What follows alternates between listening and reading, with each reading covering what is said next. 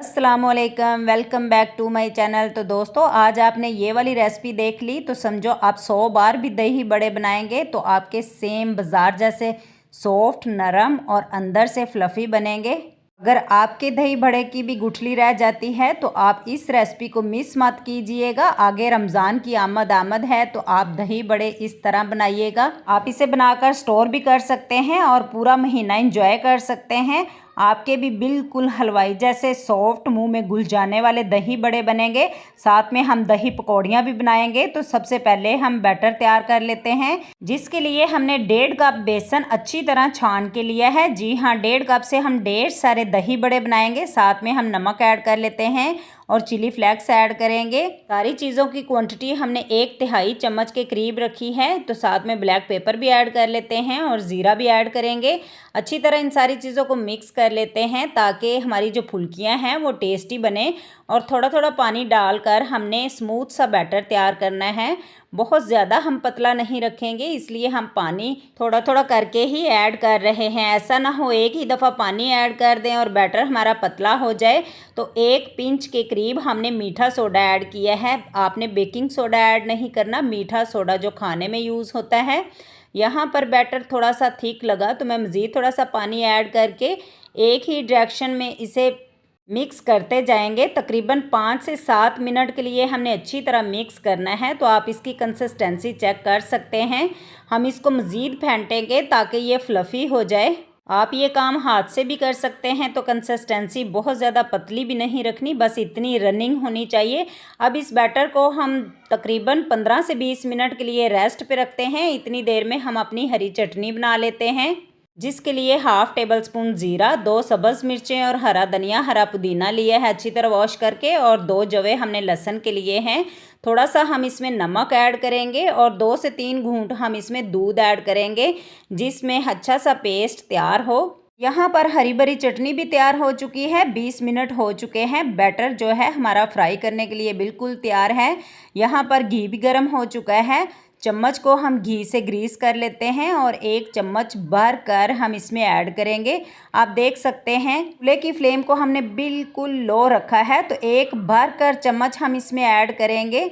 जब तक एक सेट हो जाए तो दूसरा ऐड कर देंगे। इसी तरह सारे इसमें ऐड करके इसको हल्की आंच पर हमने पकने देना है ताकि ये अच्छी तरह फूल भी जाएं और फ्लफ़ी भी हो जाएं। तो आप देखिएगा ये ऑयल में ऊपर तैरना स्टार्ट हो जाएंगे और हल्का सा प्यारा सा कलर आने पर साथ साथ हमने इसको हिलाते रहना है ताकि दोनों साइड से अच्छा सा प्यारा सा कलर आ जाए। तो हमने इसको निकाल लेना है। आप देख सकते हैं हल्की आंच पर हमने इसको पकाया है। तेज़ आंच पर ये पक तो जाएंगे लेकिन अंदर से कच्चे रह जाएंगे। तो इस तरह सारे को हम निकाल के ठंडा कर लेते हैं। तो एक प्लेट में इसे निकाल लेते हैं। तो जी फ्रेंड्स, देखिए इसकी कितनी प्यारी लुक आई है। इस स्टेज पर आप ठंडा करके इसे स्टोर भी कर सकते हैं और पूरा रमज़ान इसे इंजॉय कर सकते हैं। इसे हम ठंडा होने देते हैं और ठंडा होने के बाद इस तरह पानी में हम डिप करेंगे। आपने डायरेक्टली गरम गरम इसको बिल्कुल भी डिप नहीं करना, वरना ये सख्त हो जाएंगे। तो इसको कवर कर देते हैं तकरीबन 15 से 20 मिनट के लिए ताकि ये पानी को अच्छी तरह अब्जॉर्व कर लें। 15 से 20 मिनट होने का इंतज़ार करते हैं और 15 से 20 मिनट के बाद इसे चेक कर लेते हैं। तो दोस्तों, एक दफ़ा फिर से मैंने इसमें पानी ऐड किया था। आप देख सकते हैं अच्छी तरह फूल कर सॉफ्ट हो चुके हैं। मैं आपको चेक करवाती हूँ। ये देखिए इस तरह आपने इसका पानी जो है स्टेन कर लेना है। तो सारों को अलग कर लेंगे, पानी अलग कर देंगे। अब इसे प्लेट में सेट करते हैं और ऊपर से फेंटा हुआ दही ऐड कर देते हैं। दही में हमने सिर्फ नमक ऐड किया है और अच्छी तरह इसको बीट किया है। इसके ऊपर इस तरह पोर कर लेते हैं। साथ में हमने हरी चटनी जो बनाई थी इसके ऊपर पोर कर देते हैं और हमने इमली की खट्टी मीठी चटखारेदार चटनी बनाई है वो भी इसके ऊपर ऐड कर देते हैं। साथ में इसके ऊपर हम चाट मसाला ऐड करेंगे, जो कि यहाँ पर मैं स्किप कर चुकी हूँ, और 2 सब्ज़ मिर्चों को बारीक बारीक चॉप किया है वो ऐड कर देते हैं। तो हमारे मज़ेदार से दही बड़े बनकर तैयार हुए हैं। तो जी फ्रेंड्स, चलते हैं साथ में दही पकौड़ी भी बना लेते हैं, जिसके लिए यहाँ पर 1 केजी हमने दही को घर पे ही जमाया है। बहुत ज़्यादा खट्टा नहीं है, आप देख सकते हैं थिक भी है। तो इसे अच्छी तरह हम बीट कर लेते हैं ताकि हमारा दही नरम, मुलायम, क्रीमी सा हो जाए। अब इसमें 1/2 tea spoon black pepper add कर लेते हैं और 1 टीस्पून के करीब इसमें ज़ीरा पाउडर ऐड करेंगे और 1 टीस्पून के करीब इसमें चाट मसाला ऐड करेंगे। साथ में ऐड कर लेते हैं 1 टीस्पून नमक, क्योंकि हमने 1 किलो दही यहाँ पर लिए है और 3 से 4 सब्ज़ मिर्चों को बारीक बारीक चॉप किया है।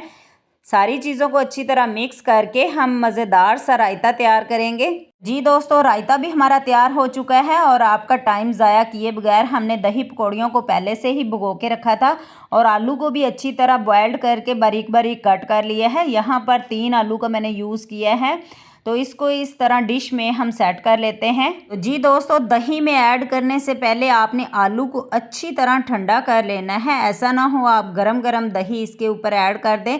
साथ में हमने हाफ प्याज को बारीक बारीक चॉप किया है, इस तरह ऊपर सेट कर देते हैं और ऊपर हम हरा धनिया और हरा पुदीना ऐड करेंगे। पुदीने को हमने बारीक बारीक कट करके ऐड किया है।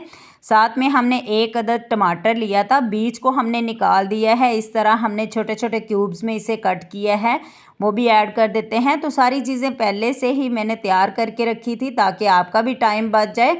तो इस तरह पकौड़ियों को भी हम ऊपर सेट कर लेते हैं जो कि भीगी हुई हैं।